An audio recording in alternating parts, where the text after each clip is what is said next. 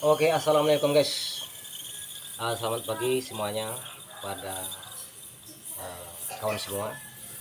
Nyantan Gaul akan memperlihatkan cara untuk lebih mudah melubangi daripada semplat ya, ketebalan 10 dengan menggunakan perandas las pemotong ya, untuk lebih cepat dalam mempermudahkan kerja kita. Sekarang yang kawan ke berbagi ilmu untuk melubangi lubang baut ya, yang ukuran baut 22 untuk tapak tiang listrik. Gini guys caranya guys. Kita nyetel dulu pengapiannya. Kita lebih dahulu untuk memanaskan semplat ya, yang ketebalan 10. Ini guys.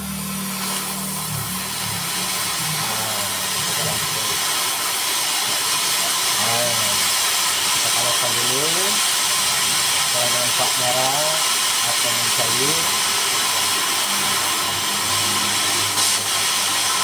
Kita cari menekan ya, atau menyetel pengapian sangatlah. Kita pertama kali menekan ya, menekan gas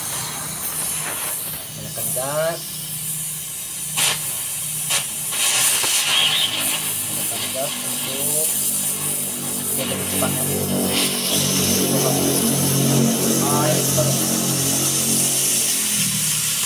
Ini kontrol. Kita melubangi semplat ketebalan.